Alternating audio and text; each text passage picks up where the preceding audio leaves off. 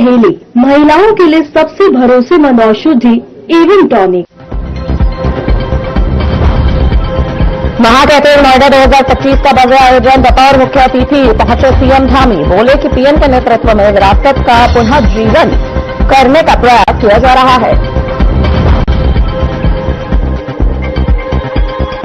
उत्तराखंड में रिवर्स पलायन को बढ़ावा, सीएम धामी ने कहा, लोग गांव लौट रहे हैं, जन कल्याणकारी योजनाओं का असर दिख रहा है।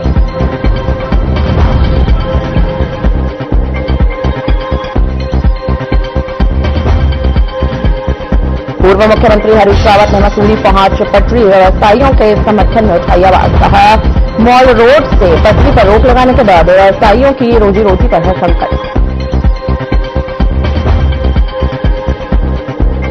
राज्यसभा सांसद महेंद्र भट्ट ने बीजेपी राष्ट्रीय कार्यकारी अध्यक्ष नितिन नवीन से की मुलाकात। उस दौरान महेंद्र भट्ट ने बताया, बीजेपी हर कार्यकर्ताओं की पूर्ण तरीके से सम्मान करती है।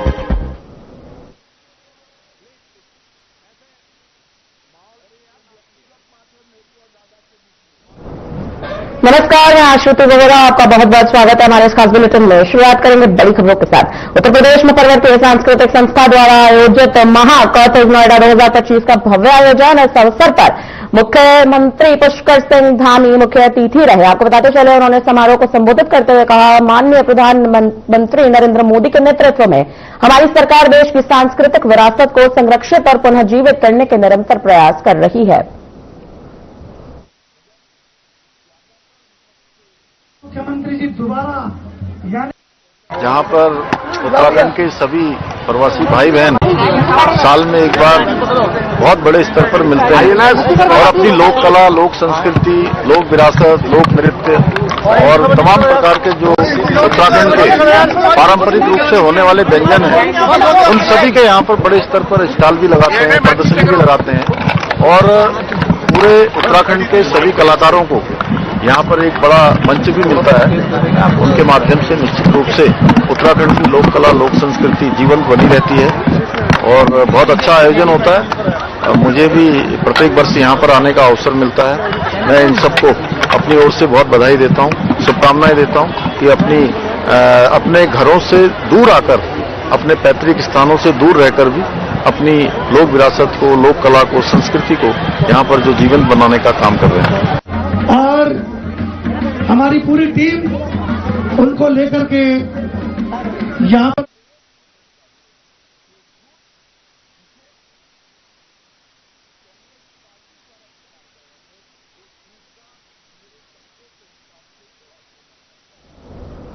डेमोग्राफी चेंज को लेकर मुख्यमंत्री धामी ने स्पष्ट किया है कि राज्य की सांस्कृतिक पहचान और सामाजिक संतुलन से किसी भी तरह का समझौता नहीं किया जाएगा। साथ ही उन्होंने कहा कि सरकार ने इस विषय को गंभीरता से लेते हुए कई कड़े और निर्णायक कदम उठाए हैं। कानून व्यवस्था, सत्यापन अभियान और सख्त निगरानी के जरिए जनसांख्यिकीय संतुलन को रोकने के लिए ठोस कार्रवाई की जा रही है।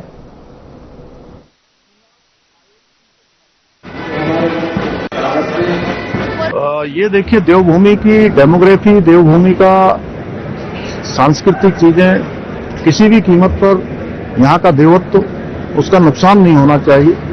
ये हमारा संकल्प है और पूरे देश दुनिया के लोगों का भी ऐसा विचार देवभूमि के बारे में है, ऐसा भाव है कि देवभूमि का देवत्व बना रहना चाहिए, यहाँ का मूल अस्तित्व समाप्त नहीं होना चाहिए।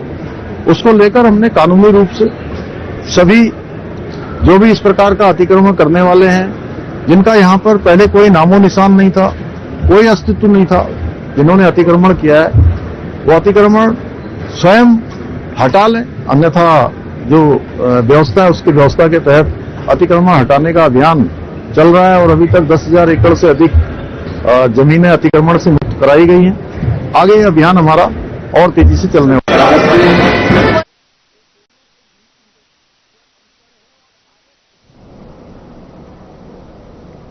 उत्तराखंड में रिवर्स पलायन को लेकर मुख्यमंत्री पुष्कर सिंह धामी ने कहा है कि केंद्र और राज्य सरकार की जन कल्याणकारी योजनाओं का सकारात्मक असर अब जमीनी स्तर पर दिखाई देने लगा है। बड़ी संख्या में लोग आजीविका और बेहतर जीवन की संभावनाओं के चलते अपने गांव की ओर लौट रहे हैं।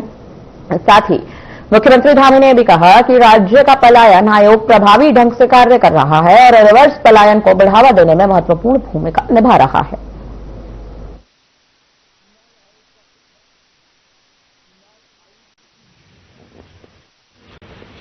रिवर्स पलायन को लेकर लगातार हमारा पलायन निवारण आयोग काम कर रहा है और उसमें हमने बहुत सारे लोग जो पिछले सालों में रिवर्स होकर आए हैं, अपना काम कर रहे हैं, वो आने वाले समय में हम सभी के लिए भी, राज्यवासियों के लिए भी और राज्य के अंदर जो लोग काम करना चाहते हैं उनके लिए सरकार ने भी कई योजनाएं बनाई हैं। मुख्यमंत्री स्वरोजगार योजना के माध्यम से आज अनेकों लोगों ने अपने रोजगार खड़े किए। होम स्टे के माध्यम से हमारे हॉर्टिकल्चर, एग्रीकल्चर, इन क्षेत्रों में आज काफी लोग आगे आकर अपने अपने पैतृक स्थानों से जुड़ रहे हैं, फिर से अपने गांव की ओर लौट रहे हैं और आने वाले समय में ये और बढ़े।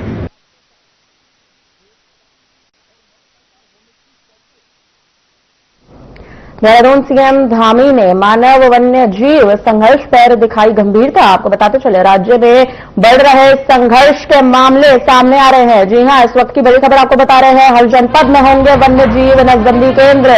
वन्य जीवों के लिए खुलेंगे रेस्क्यू रिहेबिलिटेशन सेंटर। जाल पिंजरा ट्रैकुलाइजेशन गण जैसे मिलेंगे संसाधन। इसके लिए 5 करोड़ रुपए की राशि भी जारी है। सोलर फेसिंग और सेंसर अलर्ट से ग्रामीण रहेंगे सुरक्षित। रेंज स्तर अधिकारियों को दिए गए कड़े अधिकार। आपको बता दें कि इस वक्त की बड़ी खबर आ रही है। वन्य जीवों के लिए खुलेंगे रेस्क्यू रिहेबिलिटेशन सेंटर। जाल पिंजरा के लिए तमाम यहां पर जो है वो इस वक्त देहरादून सीएम धामी ने मानव वन्य जीव संघर्ष पर गंभीरता दिखाई है। रेंज स्तर अधिकारियों को दिए जाएंगे अधिक अधिकार। हर जनपद में होंगे वन्य जीव नसबंदी केंद्र।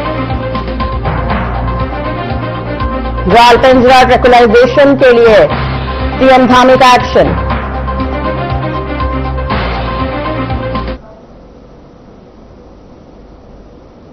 बढ़ते खबरों में आगे, मुख्यमंत्री पुष्कर सिंह धामी ने हरिद्वार पहुंचते ही राज्य की औद्योगिक और कृषि आधारित अर्थव्यवस्था को नई गति देने का स्पष्ट संदेश दिया। सीएम धामी ने सबसे पहले बुग्गावाला क्षेत्र में एमबी फूड प्रोसेसिंग प्लांट का विधिवत उद्घाटन किया। इसके बाद वे मशरूम प्रोसेसिंग प्लांट पहुंचे, जहां रिबन काटकर दूसरे प्लांट का शुभारंभ किया गया। मशरूम प्लांट पहुंचने पर मुख्यमंत्री का कार्यकर्ताओं और स्थानीय लोगों ने पुष्प वर्षा कर स्वागत किया। उद्घाटन के बाद मुख्यमंत्री ने प्लांट की व्यवस्थाओं का निरीक्षण किया, उत्पादन प्रक्रिया की जानकारी दी।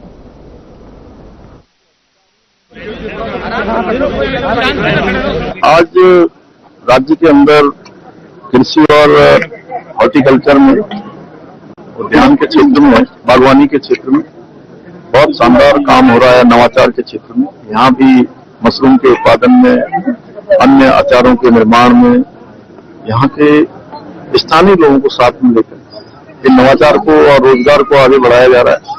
ये बहुत अच्छा प्रयास है। राज्य के अंदर हम कृषि के क्षेत्र में, बागवानी के क्षेत्र में हमारे सभी किसान भाई लाभान्वित भी हों, उन्नत प्रकार की बागवानी करें, उन्नत प्रकार की कृषि करें। उसके लिए हमारी सरकार उनको सर्वोच्च प्राथमिकता देते हुए स्टेट मिलेट मिशन हो, फार्म मशीनरी बैंक योजना हो,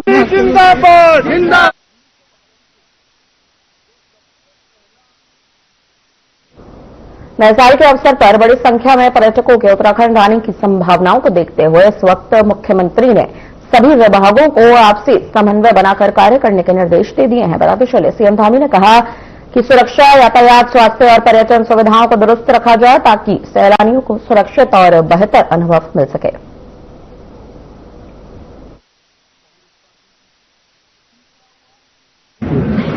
नहीं, अभी देखिए कैलेंडर का हमारा नया वर्ष भी शुरू होने वाला है, तो उसके अनुरूप भी सभी तैयारियां हैं। ठंड में अलाव जलाने से लेकर जो हमारे सरकारी गेस्ट हाउस हैं, जहां पर शीतकाल में लोग बड़ी संख्या में आते हैं, इन सभी पर पहले से इस बार व्यवस्था की गई है। ये सभी स्थान सभी प्रकार की व्यवस्थाओं से ठीक प्रकार से सुसज्जित रहें।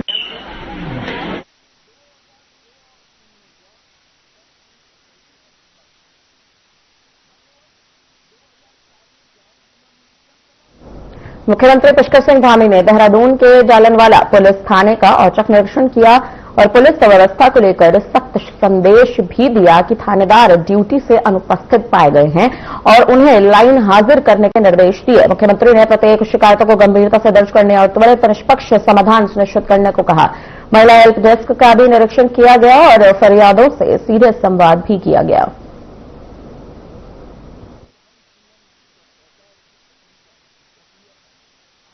मैंने तो ये कहा है कि हमने सभी अपने जो भी हम प्रशासनिक रूप से जो बड़ी बैठकें करते हैं, राज्य में समीक्षाएं करते हैं, मैंने मुख्य सचिव, प्रमुख सचिव, सभी लोगों से भी अपेक्षा करी है कि वो भी जहां पर जा रहे हैं वो भी इस प्रकार के निरीक्षण अवश्य करें। मैं तो करूंगा ही, और अन्य विभागों को, सभी विभागों को जहां भी कमी है उनको हमें ठीक करना है। और जाने का यही हेतु है कि सभी व्यवस्थाएं, थाना, चूंकि मुख्यमंत्री के रूप में मैं सभी थानों में नहीं जा सकता, लेकिन सभी थाने किस प्रकार के हों ये हमारी अपेक्षा है, और लोगों को सुविधा मिले, लोगों को यथासमय जो जरूरी सहायता है वो प्राप्त हो।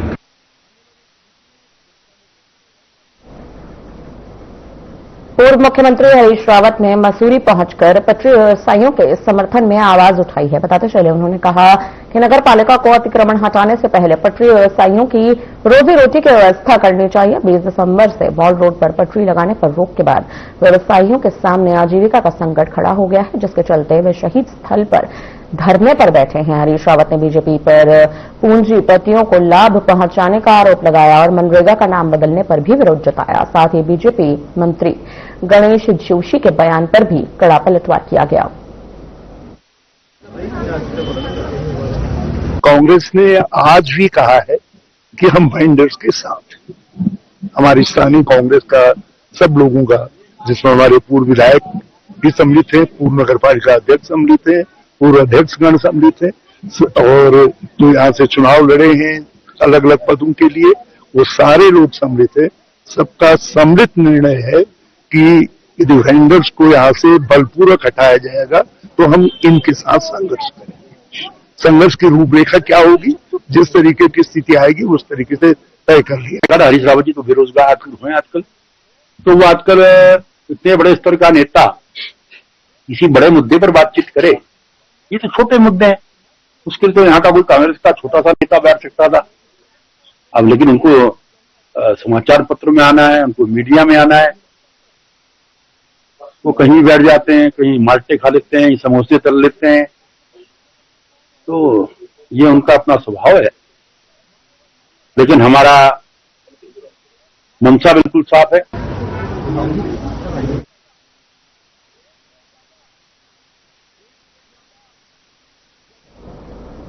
बीजेपी प्रदेश अध्यक्ष और राज्यसभा सांसद महेंद्र भट्ट ने दिल्ली राष्ट्रीय कार्यालय में भारतीय जनता पार्टी के नवनियुक्त राष्ट्रीय कार्यकारी अध्यक्ष नितिन नवीन से मुलाकात की है, जहां इस दौरान महेंद्र भट्ट ने बताया कि बीजेपी एक युवा पार्टी है और हर कार्यकर्ता का सम्मान भी करती है।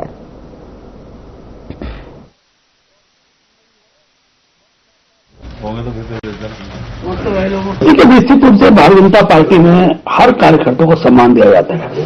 हमारी पार्टी युवा पार्टी है और जो बड़ी संख्या में किसी भी उम्र का व्यक्ति होता है उसकी कार्य करने की पद्धति युवात्मक रहती है।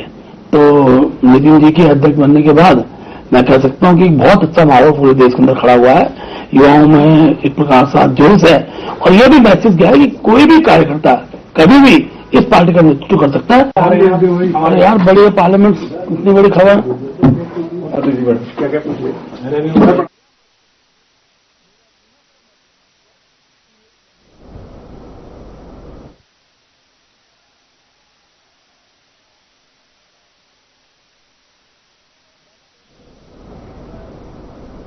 कुछ दिन पूर्व बाजपुर में शादी में आए युवक की अकस्मात कारणों के चलते छत से गिरे जाने पर मौत हो गई थी। आपको बताते चले, इसके चलते पूर्व विधायक राजकुमार ठुकराल परिजनों के साथ सीओ ऑफिस पहुंचे, जहां उन्होंने सीओ विभव सैनी से निष्पक्ष कार्रवाई करते हुए पीड़ित परिवार को न्याय दिलाने की मांग की। इस दौरान उन्होंने ये चेतावनी भी दी कि जल्द ही आरोपियों को जेल भेजा जाए। यदि सुनवाई जल्द नहीं की गई तो वे आंदोलन करने के लिए बाध्य होंगे।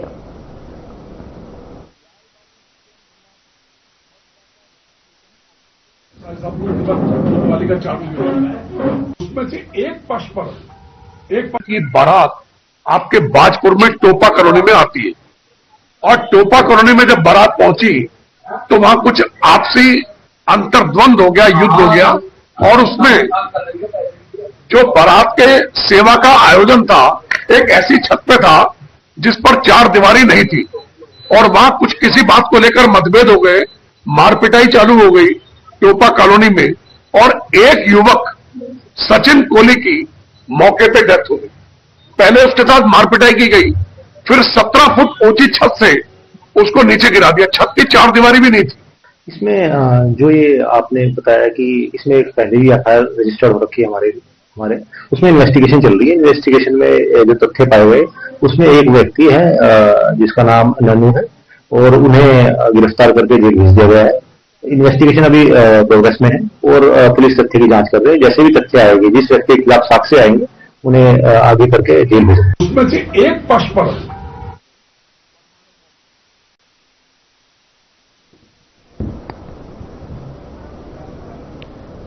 हल्द्वानी में जिलाधिकारी ने अचानक छापेमारी कर व्यवस्थाओं का जायजा लिया। इस दौरान उन्होंने पैमाइश, भूल विवाद, भूमि सर्वे और अतिक्रमण चिन्हीकरण से जुड़े तमाम मामलों की प्रगति जानी। डीएम ने साफ तौर पर बताया कि 1/3 आवेदनों का निस्तारण हो चुका है, जबकि शेष मामलों को जल्द निपटाने के निर्देश दिए गए हैं।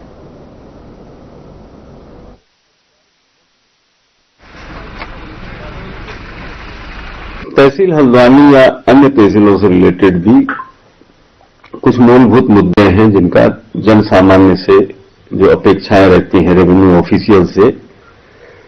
तो सबसे ज्यादा मसले पैमाइश, नपती, मेड़ विवाद, गूल अवरोध या जो बंटवारे में कुर्रे बनाने की जो प्रोसेस होती है, तो उन मसलों को लेकर तहसील कर्मियों से अपडेट लिया गया है।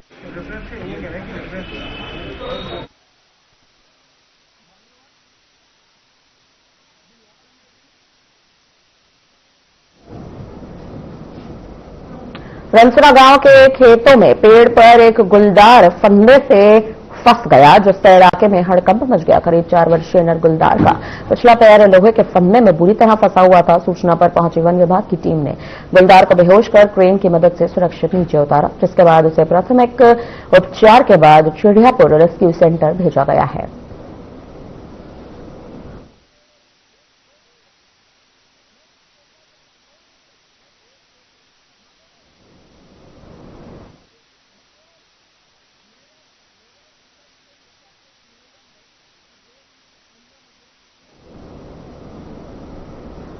आपको बताते चले, वन विभाग में मशक्कत के बाद यह रेस्क्यू ऑपरेशन यहां पर संपन्न किया गया। इलाज के लिए चिड़ियापुर रेस्क्यू सेंटर भेजा गया। खबर रुड़की से है। वन विभाग ने बेहद मशक्कत की, जिसके बाद इलाज के लिए चिड़ियापुर रेस्क्यू सेंटर इस नर को भेज दिया गया है। लगातार इस मामले में जांच जारी है। पेड़ पर फंदे में फंसा गुलदार इलाके में, जिसके बाद लगातार हड़कंप मच गया। गुलदार को पेड़ में फंसा देख लोग भी हक्का बक्का रह गए। वन विभाग रेस्क्यू ऑपरेशन लगातार कर रहा है। इलाज के लिए चिड़ियापुर के रेस्क्यू सेंटर में भेज दिया गया है।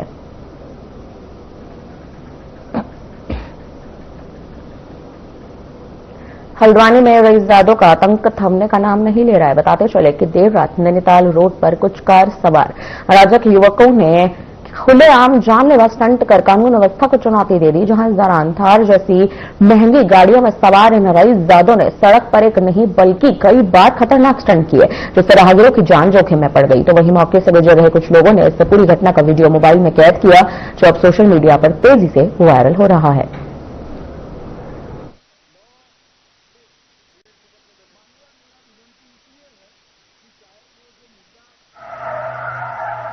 आज सुबह आप पत्रकार साथियों के माध्यम से मुझे एक जानकारी में आया है कि एक ब्लैक कलर का थार जो है नैनीताल रोड पर टिकोनिया के आसपास स्टंटिंग करते हुए पाई गई है। इसको गहन जांच और जो है अग्रिम कार्रवाई हेतु कोतवाली को निर्देश किया गया है। टीमें लगे हुए हैं और जिसको ट्रेस आउट करके जो है सख्त कार्रवाई हम अमल में लाएंगे।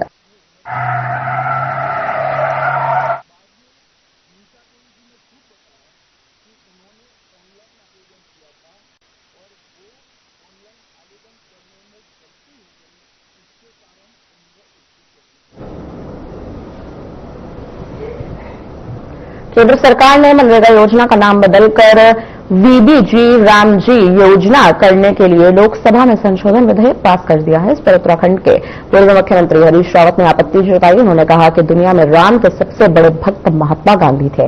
भारतीय जनता पार्टी की सरकार ने राम जी का नाम लेकर उनके भक्त के नाम पर चलाई गई योजना को समाप्त कर दिया। हरीश रावत ने यह भी कहा कि इससे राम सरकार का सपना खत्म हो चुका है और अब गांव के विकास के फैसले दिल्ली से लिए जाएंगे।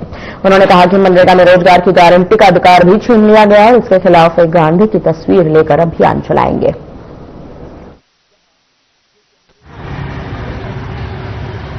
राम की गांधी से बड़ा कोई भक्त नहीं हुआ और भगवान रामचंद्र भक्त वत्सल रहे हैं। उन्होंने भक्त को आगे रखा है।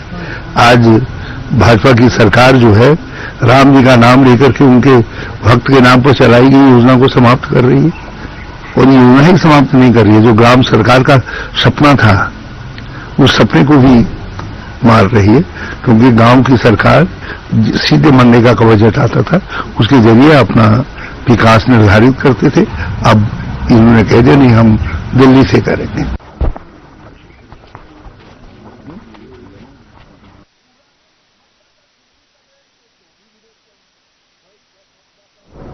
भारत सरकार लगातार प्रयासरत है कि दून की सड़कों पर यातायात संकुलन कम करने के लिए ठोस कदम उठाए जाएं और बढ़ते ट्रैफिक को कम भी किया जाए, जिसके चलते मुख्य सचिव आनंद वर्धन ने सचिवालय में मोबिलिटी प्लान के तहत संबंधित विभागों के साथ बैठक की है। तो वहीं इस दौरान बैठक में मुख्य सचिव ने कहा कि देहरादून शहर का यातायात और संकुलन कम करने के लिए लगातार नए कदम उठाने होंगे। साथ ही इस मौके पर उन्होंने आयत बाजार, इंदिरा मार्केट आदि विभिन्न कार्यों की प्रगति की भी जानकारी ली।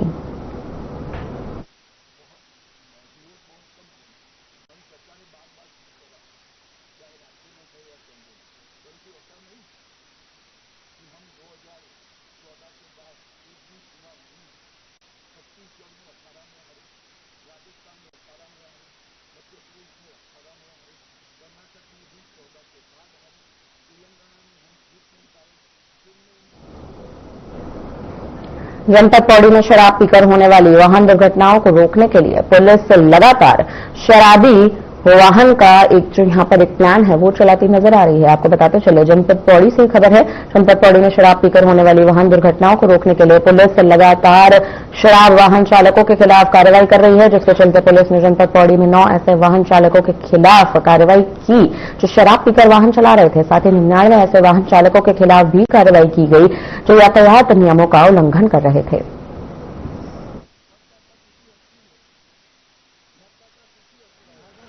जैसे कि पिछले साल में तो मतलब हुई हैं दुर्घटनाएं, लेकिन उसके बाद से लगातार हम लोगों ने फिर चेकिंग करना शुरू कर दिया और किसी भी तरह से अगर कोई शराब पी कहीं पर भी मिलता है, यहाँ पर हो गया, गुमकाल हो गया, लैंसडन हो गया, तो हर जगह हमारी चेकिंग है। पहाड़ में भी, उधर धुआंकोट की तरफ, थलीसैंड, तो हम लोग लगातार उसमें, और कहीं पर किसी व्यक्ति के द्वारा कोई सवारी से भी ये सूचना मिलती है कि इस गाड़ी का वाहन चालक शराब पिए है और वाहन चला रहा है, तो हम लोग उसका भी पीछा करके और उसको भी वहीं पर रोककर उसके विरुद्ध भी कार्रवाई करते हैं।